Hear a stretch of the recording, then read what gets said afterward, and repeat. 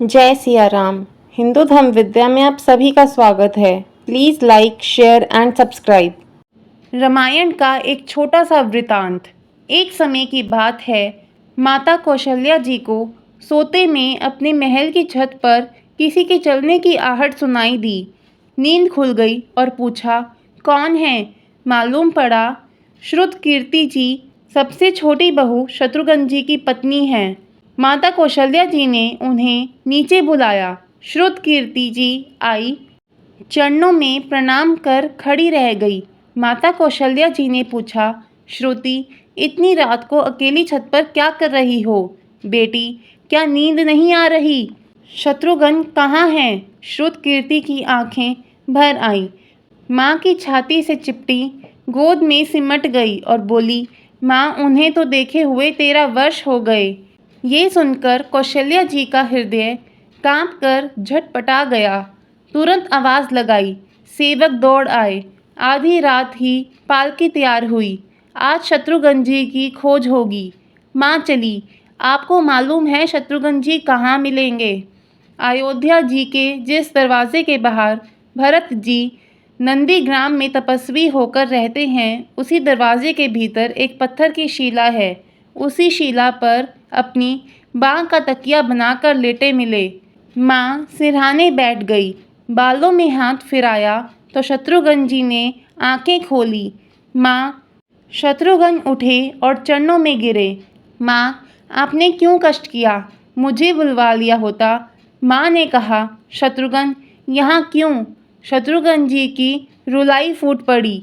बोले, माँ, भैया राम जी पिताजी की आज्ञा से वन चले गए। भैया लक्ष्मण जी उनके पीछे चले गए। भैया भरत जी भी नंदीग्राम में हैं। क्या ये महल, ये रथ, ये राजसी वस्त्र विधाता ने मेरे ही लिए बनाया है? माता कौशल्या जी निरुत्तर रह गई। देखो, क्या है ये राम कथा? यह भोग की नहीं, त्याग की कथा है। यहाँ त्याग की ही प्रतियोगिता चल रही है और सभी प्रथम हैं। कोई पीछे नहीं रहा। चारों भाइयों का प्रेम और त्याग एक दूसरे के प्रति अद्भुत, अभिनव और अलौकिक हैं। रामायण जीवन जीने की सबसे उत्तम शिक्षा देती है। भगवान राम को 14 वर्ष का वनवास हुआ तो उनकी पत्नी सीता मैया ने भी सहर्ष वनवास स्वीकार कर लिया, परंतु बचपन से ही बड़े भाई की सेवा में रहने वाले लक्ष्मण जी कैसे राम जी से दूर हो जाते? माता सुमित्रा से उन्होंने आज्ञा ले ली थी वन जाने की, परंतु जब पत्नी उर्मिला के कक्ष की ओर बढ़ रहे थे तो सोच रहे थे कि माँ ने तो आज्ञा दे दी, परंतु उर्मिला को कैसे समझाऊंगा, क्या बोलूँगा उनसे? यही सोच विचार करके लक्ष्मण जी जैसे ही अपने कक्ष में पहुँचे तो देखा कि उर्मिला जी आरती की थाल लेकर खड़ी थी और बोली, आप मेरी चिंता छोड़ प्रभु श्री राम की सेवा में वन को जाओ। मैं आपको नहीं रोकूंगी। मेरे कारण आपकी सेवा में कोई बाधा ना आए, इसलिए साथ जाने का हठ भी नहीं करूंगी।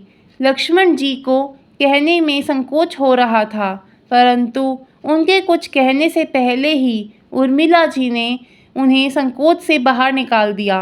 वास्तव में यही पत्नी का धर्म है।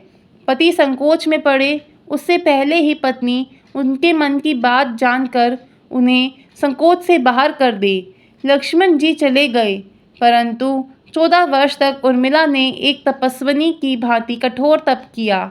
वन में प्रभु श्री राम माता सीता की सेवा में लक्ष्मण जी भी कभी सोई नहीं, परंतु उर्मिला ने भी अपने महलों के द्वार कभी बंद नहीं किए और सारी रात जाग जाग कर उस दीपक की लौ को बुझने नहीं दिया। मेघनाद से युद्ध करते हुए जब लक्ष्मण जी को क्षति लग जाती है और हनुमान जी उनके लिए संजीवनी का पर्वत लेके लौट रहे होते हैं, तो बीच में जब हनुमान जी अयोध्या के ऊपर से गुजर रहे थे तो भरत जी उन्हें राक्षस समझकर बाण मारते हैं और हनुमान जी गिर जाते हैं। तब हनुमान जी सारा वृतांत सुनाते हैं कि सीता जी को रावण हर ले गया, लक्ष्मण जी युद्ध में मूर्छित हो गए हैं। और यह सुनते ही कौशल्या जी कहती हैं कि राम को कहना कि लक्ष्मण के बिना अयोध्या में पैर भी मत रखना, राम वन में ही रहे। माता सुमित्रा कहती हैं कि राम से कहना कि कोई बात नहीं, अभी शत्रुघ्न है, मैं उसे भेज दूंगी।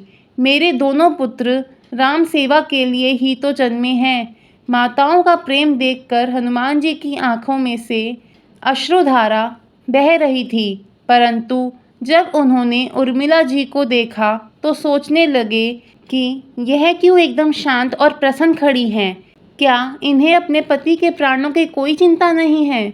हनुमान जी पूछते हैं, देवी आपकी प्रसन्नता का कारण क्या है? आपके पति के प्राण संकट में हैं। सूर्य उदित होते ही सूर्य कुल का दीपक बुझ जाएगा। उर्मिला जी का उत्तर सुनकर तीनों लोकों का कोई भी प्राणी उनकी वंदना किए बिना नहीं रह पाएगा। उर्मिला बोली, मेरा दीपक संकट में नहीं है, वो बुझ ही नहीं सकता। रही सूर्योदय की बात, तो आप चाहें तो कुछ दिन अयोध्या में विश्राम कर लीजिए, क्योंकि आपके वहाँ पहुँचे बिना सूर्य उदित हो ही नहीं सकता। आपने कहा कि प्रभु श्री राम मेरे पति को अपनी गोद में लेकर बैठे हैं। जो योगेश्वर प्रभु श्री राम की गोदी में लेटा है, काल उसे छू भी नहीं सकता। यह तो वो दोनों लीला कर रहे हैं। मेरे पति जब से वन में गए हैं तब से सोए नहीं हैं। उन्होंने ना सोने का प्रण लिया था, इसलिए वे थोड़ी देर विश्राम कर रहे हैं, और जब भगवान की गोद मिल गई तो थोड़ा विश्राम ज़्यादा हो गया। वे उठ जाएंगे। और क्षति मेरे पति को लगी ही नहीं, क्षति तो प्रभु श्री राम को लगी है। मेरे पति की हर श्वास में राम है, हर धड़कन में राम है, उनके रोम रोम में राम है, उनके खून की बूंद बूंद में राम है। और जब उनके शरीर और आत्मा में ही सिर्फ राम है तो क्षति राम जी को ही लगी, दर्द राम जी को ही हो रहा है। इसलिए हनुमान जी आप निश्चिंत होके जाएं, सूर्य उदित नहीं होगा। जय श्री राम।